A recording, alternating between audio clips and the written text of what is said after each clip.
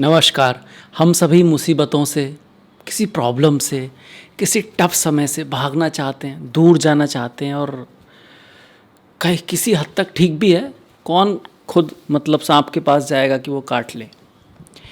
पर कई बार वो जो मुश्किल रास्ता होता है, जिसको हम प्रॉब्लम समझ रहे होते हैं, वो चैलेंज होता है और उसको आज नहीं तो कल हमको लेना है।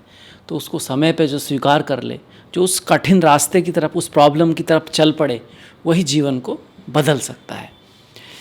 मैं हूं आपके साथ डॉक्टर दिलीप और अगस्त का राशिफल धनु राशि के लिए लेकर हाजिर हूं। बहुत ही महत्वपूर्ण महीना है। एक ऐसा महीना है जिसमें 2 ग्रहण पड़ेंगे। ऐसे तो ग्रहणों को हम ऐसा नहीं कहते कि कोई बहुत बड़ा मतलब अच्छा होता है, पर ज़रूरी ज़रूर होता है वो महीना, क्योंकि ग्रहणों से ही बहुत हद तक जो इवेंट होते हैं ना, वो प्रेडिक्ट किए जाते हैं। इसके साथ साथ जो ग्रहण कब पड़ेंगे, 12 तारीख को सूर्य ग्रहण पड़ेगा सिंह राशि में, सूर्य की राशि में, और 28 तारीख को चंद्र ग्रहण पड़ेगा शनि की राशि में, मासिज की राशि में, जो आपके कुंभ राशि, जो आपके तृतीय भाव में पड़ेगी चंद्र ग्रहण 28 तारीख को। और जो भाग्य के भाव में पड़ेगा सिंह राशि में, वो पड़ेगा आपका सूर्य ग्रहण 12 तारीख को। एक तो 2 ये इवेंट बहुत महत्वपूर्ण है। किसके लिए? धनु जो राशि है, इसके लिए। इसके अलावा शनि तो आप जानते ही हैं कि भैया शनि तो मीन राशि में चल रहे हैं और शनि वक्री हो चुके हैं ऑलरेडी जुलाई में, और फिलहाल वो काफ़ी समय से रेवती नक्षत्र में चल रहे हैं। उसके ऊपर भी एक लाइट डालेंगे कि उनका जो नेचर है थोड़ा सा बदल चुका है इस नक्षत्र के कारण। इसके साथ साथ गुरु और बुध महीने की शुरुआत में ही 5 अगस्त को कर्क राशि में आ जाएंगे, जहाँ पर गुरु पहले से हैं। तो गुरु और बुध दोनों सौम्य ग्रह हैं, सॉफ्ट ग्रह हैं। वो अष्टम भाव, जिसको हम उतार चढ़ाव वाला घर कहते हैं, उसमें जाके क्या करेंगे, इसको देखने वाले हैं। मंगल आपके सप्तम भाव में आ जाएंगे 2 अगस्त को ही मंगल का सप्तम में गोचर हो रहा है, मिथुन राशि में गोचर हो रहा है। और शुक्र नीच के हो जाएंगे 1 तारीख को कन्या राशि में, जो आपके 10वें भाव में पड़ती है। सूर्य इस महीने खुद स्वयं की राशि में आएंगे 17 तारीख को, यानी कि सिंह संक्रांति होने वाली है। सूर्य की जो राशि है वो सिंह राशि है। अब रिजल्ट की तरफ चलते हैं कि ये सारी जो चीज़ें हैं वो आपके करियर पर, आपकी मैरिज पर, आपकी शादी पर, धन आदि पर, व्यापार आदि पर क्या प्रभाव डालेगी, कब क्या ख्याल रखना है, और कुछ रेमेडी है तो वो क्या है। चलिए शुरुआत करते हैं। सबसे पहले तो देखिए, अगर 10वें भाव में ही कोई ग्रह आके नीच का हो रहा है तो उस चीज़ का उस महीने एक तरह से विशेष ख्याल तो रखना चाहिए। कौन सा ग्रह हो रहा है? शुक्र हो रहा है और नीच का हो रहा है। आपके किन भावों का स्वामी है? 6ठे और 8वें का स्वामी है। 6ठा भाव रोग ऋण शत्रु का है। इसके साथ साथ ये जो 6ठा भाव है ना, कुछ पीड़ाएं, कष्ट, इन सब का भी है। जो हम जानवर पालते हैं घर में से, कुत्ता बिल्ली, उनका भी है। सेवक वगैरह जो होते हैं उनका भी है, और सेवा का भी यही भाव है। तो जब भी इस भाव का स्वामी किसी अच्छे भाव में आए तो उसकी एक रेमेडी होती है कि सेवा करो। किसी के जीवन में ही ऐसा होता है कि 6ठे भाव का स्वामी 10वें में है, या 10वें का भाव स्वामी 6ठे भाव में है, तो 2-3 चीज़ें आप लिख के ले लो कि भैया मेहनत, स्ट्रगल, एफर्ट, संघर्ष तो रहेंगे, और उससे अगर भागोगे तो और रहेंगे। मतलब जितना आप प्रॉब्लम्स के पीछे भागोगे, प्रॉब्लम से नहीं भागोगे, प्रॉब्लम के पीछे भागोगे। प्रॉब्लम को प्रॉब्लम समझना ही आपके लिए प्रॉब्लम है। आपको प्रॉब्लम से डरना नहीं है, आपको प्रॉब्लम को सॉल्व करना सीखना है। आपकी ज़िंदगी में जब प्रॉब्लम आए और आप खुश हो जाओ कि अब एक और नई चीज़ आई है, अब जब हम इसको सॉल्व करेंगे कुछ और सीखने को मिलेगा, तो फिर आप समझ लो कि आपका करियर चमकने लगता है। जिनका इस तरह का जन्म पत्री में होता है, गोचर में बन रहा है, तो टाइम बिंग कुछ प्रॉब्लम वगैरह आ सकती है, पर अगर आप उससे भागोगे नहीं, पहली बात तो ये। दूसरा, आप सेवा आदि करते रहोगे। सेवा क्या होती है? निस्वार्थ भाव से किसी की हेल्प करना, किसी स्वार्थ के लिए नहीं कि आप गुरुद्वारे पहुंच गए और आप वहाँ पे सेवा तो कर रहे हैं, या मंदिर में पहुंच गए सेवा तो कर रहे हैं, पर आप सोच रहे हो अब इससे मेरा भला होगा, मैं अच्छा कर रहा हूँ। ऐसे नहीं, दिल से करनी होती है। अब आप कैसे कर पाओगे, बड़ा मुश्किल है, क्योंकि आप एज ए रेमेडी जाते हो तो कहीं ना कहीं मन में ख्याल रहता है कि मैं रेमेडी कर रहा हूँ, उससे रिजल्ट का इंतज़ार रहता है। पर वही तो पेच है कि जो निस्वार्थ भाव से करता है, तो उस केस में फिर यही सेवा उसके करियर में उछाल का कारण बन जाती है, चमक का कारण बन जाती है। कहीं ना कहीं उससे उसके रास्ते निकलने लगते हैं। कभी कभी तो उस जगह से ही, या फिर ईश्वर उसके लिए दूर से रास्ते खोल देता है, कहीं ना कहीं से कोई हेल्प आ जाती है। शुक्र जब भी दशम में आए तो फीमेल के साथ रेस्पेक्ट करना, औरतों के साथ बना के रखना। वो फीमेल आपकी फ्रेंड भी हो सकती है, सिस्टर भी हो सकती है, माता भी हो सकती है, कोई भी हो सकती है, उनसे थोड़ा सा ख्याल रखना ये है। साथ में ये शुक्र छठे के साथ साथ 11वें भाव का भी साथ ही कह सकते हो, 11वें भाव का स्वामी है। अब 11वां भाव इच्छाओं का है और हर तरह के सुख के प्राप्त होने का है, और 11वां भाव आपकी अवार्ड्स का भी है, प्रमोशंस का भी है। तो सारा खराब नहीं हुआ, कुछ अच्छाई भी इसमें है, पर यही भाव पराधीनता का भी है। क्यों? क्योंकि जिस भी इच्छा है हमारे अंदर, जो हम चाहते हैं हम उसके गुलाम हैं ना, एक तरह से कहीं ना कहीं वो चीज़ हमारे ऊपर कंट्रोल बनाए हुए है। अगर आप किसी से कोई इच्छा रखते हैं, आपके मन में जो भी इच्छा है उसके कारण आप कुछ कर सकते हैं, कहीं ना कहीं उस इच्छा का आपके ऊपर कंट्रोल है। तो आपको इच्छा के वशीभूत होकर काम नहीं करना है, सही काम जो है उस तरह से करना है, तो आप यहाँ पर बेटर रिजल्ट ले पाएंगे।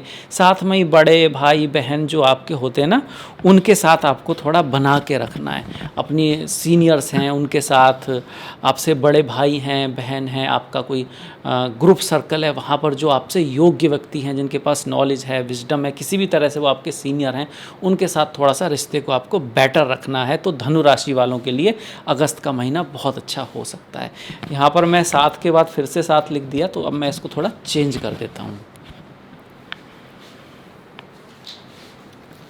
7 के बाद तो 8 आता है ना, 8 मतलब वृश्चिक राशि कालपुरुष की, और 7 होती है तुला राशि। तुला राशि आपके कहाँ पर है? एकादश भाव में बैठी हुई है। तो कहीं ना कहीं ऐसे लोगों को कभी कभी ऐसा होता है कि अपना जो जीवन साथी होता है अपने दोस्तों में, फ्रेंड सर्किल में, और कहीं ऐसी जगह मिलने की संभावना बनती है धनु राशि वालों के लिए। हमेशा ऐसा हो ज़रूरी नहीं है, पर इसकी संभावना ज़रूर बनती है। इसके बाद अगर हम दूसरे ग्रहों की तरफ देखें तो केतु और सूर्य आपको यहाँ दिखाई पड़ते हैं, पर ये 17 तारीख के बाद आएंगे। ये जो आप भाग्य के भाव में देख रहे हो, ये जो सूर्य हैं ये 17 के बाद हैं, पर 17 से पहले सूर्य यहाँ पर रहेंगे अष्टम में। तो अष्टम में 1, 2, 3 ग्रह हैं। ट्रांसफॉर्मेशन का ये समय है, बदलाव का ये समय। अष्टम भाव को मैं ऐसे ही बहुत तारीफ़ कर दूँ, जैसे कि कुछ लोग कर देते हैं कि भैया यहाँ तो बीमा का धन मिलेगा, इनहेरिटेंस का धन मिलेगा, और प्रॉपर्टी मिल सकती है, सडन पैसा मिल सकता है, और आपका गढ़ा हुआ धन मिल सकता है। तो है वो चीज़, ऐसा नहीं है कि वो एकदम नहीं है। ससुराल से धन मिल सकता है, गिफ्ट मिल सकता है, पर ये अष्टम भाव आपके निज दोषों का भी है, अपने दोषों का भी है। मतलब हम कोई गलती कर सकते हैं इन चीज़ों में। गुरु मतलब संतान, एजुकेशन, वाणी, सूर्य मतलब ऑथोरिटी, बॉस, गवर्नमेंट। तो यहाँ हमें ख्याल भी रखना है। ये इससे संबंधित हमको कोई प्रॉब्लम है, जैसे किसी को डायबिटीज़ है, किसी को स्किन की कोई दिक्कत है, किसी को आँखों की कोई दिक्कत है, उसको भी विशेष ख्याल इस महीने रखना है। तो अष्टम भाव पॉजिटिव भी है और नेगेटिव भी है। इतना भी नहीं कि जैसे लोग डरा देते हैं, अक्सर कुछ लोग फिर एक्सट्रीम पे जाते हैं कि तो गड्ढा है, तो मृत्यु है, और इस तरह से। तो ऐसा भी नहीं है। आप दसम भाव से देखोगे तो ये एकादश भाव है, मतलब आपके करियर के लिए लाभ का भाव है। आप अगर सप्तम को देखोगे तो उससे दूसरा भाव है, आपके सप्तम भाव का ये कंटिन्यूएशन है। तो बहुत सारी चीज़ें यहाँ देखने में आती हैं, पर चूंकि ये भाग्य के भाव से 12वां भाव है, तो इस वजह से कुछ लोग फिर इसको थोड़ा दुर्भाग्य का भाव भी कह देते हैं। सच क्या है कि सच थोड़ा घुला मिला ही है, कुछ इसमें भाग्य भी है, कुछ यहाँ दिक्कतें भी हैं। पर जब यहाँ ग्रह आए तो एक तो हमको कुछ दिखावा नहीं करना होता, को जो भी हम काम करने वाले हैं उसको सीक्रेट तरीके से जितना करेंगे उतना बढ़िया रहेगा।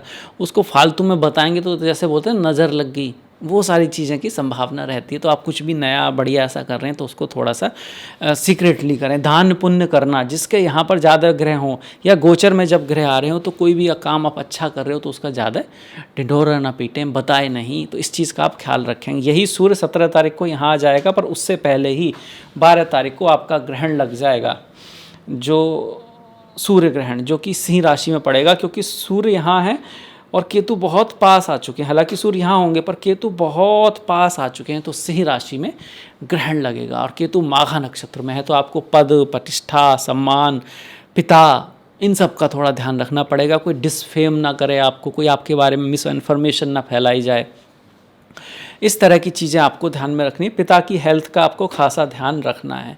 इसके बाद जब ये सूर्य धीरे धीरे आगे बढ़ेंगे, 17 के बाद आप मान लो 18, 19, 20, तो फिर ये केतु से दूरी इनकी बनेगी और ये स्पिरिचुअलिटी, अध्यात्म से अच्छा है, के लिए अच्छा है। उस समय पे ये आपको कुछ पॉजिटिव रिजल्ट भी देगा, पर आपको 17, 18, 19 तारीख तक थोड़ा सा ख्याल जरूर रखना है। 12 तारीख से 2-4 दिन पहले, 12 तारीख के 2-4, 5-6 दिन बाद तक हमको ख्याल रखना है सूर्य ग्रहण की वजह से। मंगल, देखिए मंगल जब भी आते हैं सप्तम भाव में, तो मैरिज लाइफ के लिए तो हम यही कहते हैं कि ख्याल रखें, एक दूसरे से लड़ाई झगड़ा ना करें, फालतू में बहस ना करें, गुस्से में ना आएँ। पर ये उनके लिए अलाउ होता है जो खुद जन्मपत्री में इस तरह का मंगल लिए हुए हैं। जिनका नहीं है तो गोचर में ऐसा कुछ नहीं खास मंगल नहीं करेंगे, हालांकि वो बल्कि कुछ पॉजिटिविटी भी दिखाएंगे साथ में। क्या दिखाएंगे कि भाई पंचम भाव का स्वामी सप्तम में आ रहा है तो आपके प्रेम में थोड़ा सा एनर्जी आएगी, आप ज़्यादा पैशनेट रहोगे। अपने व्यापार में भी अपने व्यापार, अपने काम, अपने जॉब, लोगों के बारे में आप जानना चाहोगे।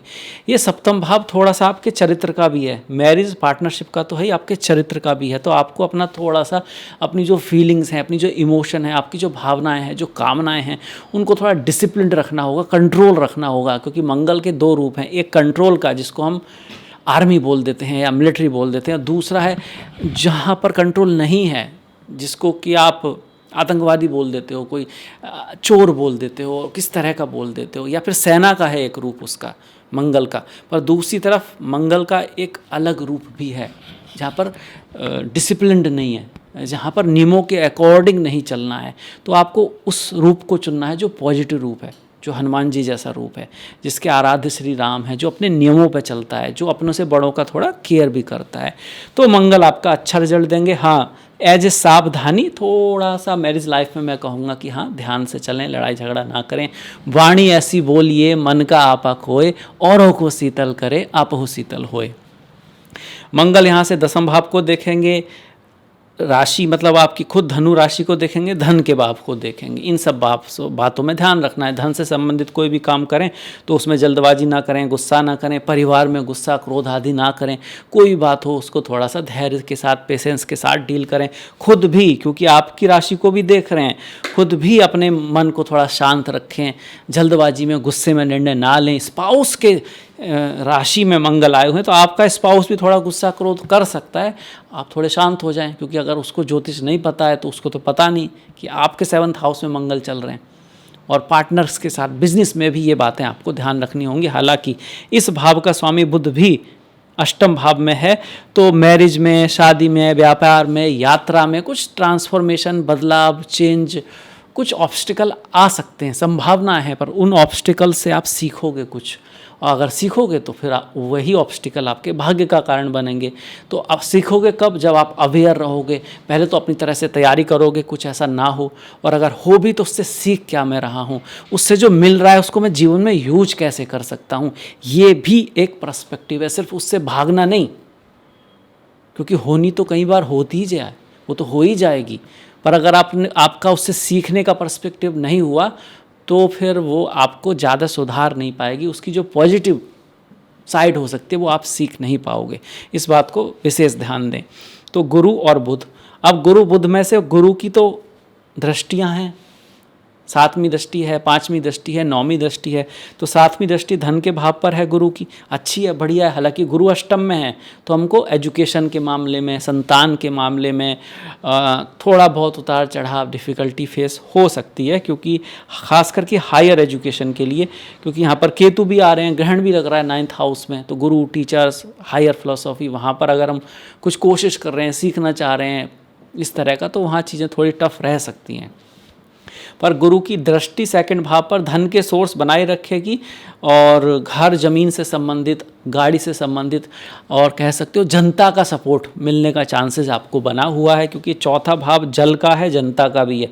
घर, गाड़ी, भूमि, वाहन, बंगले का तो है ही है, जल का भी भाव है। तो मतलब अगर आपका ऐसा काम है जो लिक्विड से रिलेटेड है, दूध से रिलेटेड है, पानी से रिलेटेड है, ड्रिंक से रिलेटेड है, किसी भी तरह की, तो उसमें गुरु थोड़ी हेल्प करेंगे। साथ में ही 1, 2, 3, 4, 5 फॉरेन, विदेश विदेश इंटरनेशनल आपका काम है उसमें भी हेल्प कर सकते हैं। इसके साथ साथ आपके खर्चे भी बढ़ाएंगे, ट्रैवल भी कर सकते हैं।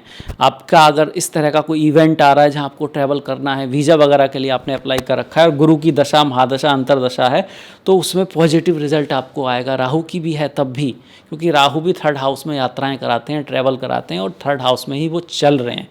वो आपको साहस भी देते हैं, महत्वाकांक्षा भी बढ़ाते हैं, बस थोड़ा सा पड़ोसियों के साथ, साथ वालों के साथ बना के रखना होता है। वो आपसे परेशान हो सकते हैं, उनको आपके बारे में मिसअंडरस्टैंडिंग हो सकती है। कभी कभी ऐसा भी होता है कि लोग जलन में या जेलसी में कुछ आपके खिलाफ सडन या कुछ छुपा के चीज़ें कर देते हैं, क्योंकि केतु और राहु ये साजिश वाले ग्रह भी हैं, छुपे हुए ग्रह भी हैं। ये छुप के बैठ गए थे और छुप के इन्होंने क्या किया था, जहर पी लिया था, अमृत पी लिया था। अब छुप के पिया था तो छुप के होने वाली चीज़ें भी हो जाती हैं। ऐसे में जब भी कोई चोरी होती है, हत्या होती है, किसी भी तरह का क्राइम होता है, वहाँ राहु केतु तो होते ही हैं। शनि हमेशा हो या ना हो, पर राहु केतु होते हैं। तो फिर भी राहु इस तरह की चीज़ें 3rd हाउस में अच्छा है, पर फिर भी ध्यान रखना है, खास करके 28 तारीख के आसपास, क्योंकि 28 तारीख को कुंभ राशि में 3य भाव में चंद्र ग्रहण पड़ने वाला है। और चंद्र माता है, मन है, धन है, चंद्र इमोशन भी है, चंद्र आपके मन की स्थिति है। तो थोड़ा सा टेंशन हो सकती है, और कुछ ना हो तो मन उदास हो सकता है, मूड ऑफ हो सकता है, तो उसका आप थोड़ा सा ख्याल ज़रूर रखें 28 तारीख के आसपास। 12 और 28 तारीख दोनों दिन, मैं तो कहूँगा कुछ दिन आगे पीछे, पर फिर भी इन दोनों दिन तो कुछ बहुत बड़ा निर्णय ना ही लें, ऐसा मैं आपसे रिक्वेस्ट करता हूँ। करेंगे तो अच्छा ही रहेगा आपके लिए, कि उस दिन कोई बड़ा चीज़ हो, अगर उसको टाल सकते हैं तो टाल दें, आगे पीछे कर सकते हैं, ऐसी कोई दिक्कत नहीं है। पर कुछ काम ऐसे होते हैं जिनको टाल नहीं सकते, तो उसमें फिर ईश्वर को मन में रखें और विश्वास रखें, सब ठीक होगा। होगा तो होगा, नहीं तो उससे फिर क्या मिल रहा है, क्या सीख सकते हैं, क्या इस कंडीशन से हम ऐसा जान सकते हैं इस लाइफ में जो फिर काम आएगा, आपके आएगा, आपके दोस्तों के आएगा, आपकी संतान के आ सकता है, वो भी बहुत ज़रूरी है। इसके बाद शनि चल रहे हैं रेवती नक्षत्र में। ऐसे तो चल ही रहे हैं रेवती में, पर रेवती सब लोग नहीं जानते लास्ट नक्षत्र है। लास्ट नक्षत्र का मतलब होता है कोई चीज़ खत्म हो रही है और कोई स्टार्ट हो रही है। शुरुआत से ही कह रहे हैं, साल भी ऐसा ही है, क्योंकि मीन राशि भी लास्ट राशि है। तो अब ये और एक स्टेप है कि दुनिया जो कह रहे थे कि पावर ईस्ट की तरफ जाएगी, जो कह रहे थे कि धीरे धीरे युद्ध वगैरह जो हैं वो बढ़ते जाएंगे, और हो सकता है कि 30 तक विश्व युद्ध की तरफ जाए। इसके अलावा जो हम कह रहे थे बहुत शुरू से ही कि भाई पहले साल भी और इस साल भी काफ़ी ज़्यादा लोगों की जानें गई हैं, समुद्र में बाढ़ें आई हैं, पहाड़ों पे प्रॉब्लम हुआ है, और चाहे रशिया यूक्रेन हो, चाहे वो गाज़ा हो, इज़राइल हो, ईरान हो, इराक हो, जो विश्व में जो उतार चढ़ाव चला हुआ है, किसी जगह पे सरकार पलटना, जैसे कि आप बंगाल वगैरह में देखा आपने कि भाई बहुत दिनों से चल रहा है, कुछ हो गया, नया आ गया, तो ऐसे ही कुछ चीज़ें हो सकती हैं। असंभव चीज़ें भी भारत में, दुनिया में होंगी जिनको हम सोच नहीं रहे। बड़े बड़े बदलाव भी अगस्त लेके आ सकता है। एक ही महीने में 2-2 ग्रहण जो हैं वो वैश्विक रूप पर बड़े रूप में कुछ बड़े बदलाव, कुछ बड़े नेताओं या बड़े फिगर्स का भी, किसी का होता है ना कि कोई जिसकी उम्मीद नहीं थी वो आ गया, और जिसको हम सोच रहे थे भाई कोई बहुत बड़ी फिगर है और अचानक से वो चले गए। इस तरह की चीज़ें भी तब होती हैं जब इस तरह के ग्रह होते हैं। तो मंगल को देख लिया, शनि की हमने बात कर ली, रेवती नक्षत्र में है। रेवती नक्षत्र में आपके मोक्ष त्रिकोण में आ रहे हैं, तो कहीं ना कहीं जीवन में फ्रीडम को आपको सीखना है। आपको इच्छाओं के जिसको बोलते हैं ना कि मन के बस में नहीं चलना है, आपको मन को बस में करके अपने लक्ष्य की तरफ बढ़ना है, इस चीज़ को सीखना है, तो आपको रियल फ्रीडम मिलेगी यहाँ से। और शनि फिर जब नई साइकिल की शुरुआत करेंगे तो अगले 30 सालों के लिए एक रास्ता मिल सकता है जो आपको ऊंचाइयों की तरफ लेके जाएगा, धन की तरफ लेके जाएगा, क्योंकि शनि आपके धन के भी मालिक हैं और प्रयासों के मालिक हैं। अब तक आपने जो प्रयास किए, अगर उनके रिजल्ट नहीं मिल रहे थे, तो अब एक नई साइकिल स्टार्ट होगी शनि की, तो कुछ लोगों का जीवन के रास्ते भी बदलेंगे। अब आगे बढ़ जाते हैं। शनि भी हो गया, गुरु भी हो गए, बुध भी हो गए, मंगल, केतु, सूर्य, शुक्र की हम बात कर ही चुके हैं। राहु की भी कहीं ना कहीं बात कर ली है कि राहु तो तीसरे भाव में बढ़िया हैं, बेटर हैं, अच्छे हैं। यहाँ से राहु की दृष्टियाँ वैसे सप्तम भाव पर आ रही है, आपके सप्तम भाव में मंगल हैं, तो मैरिज रिलेशनशिप, आपस में जो संबंध हैं उनका खासा ख्याल रखें।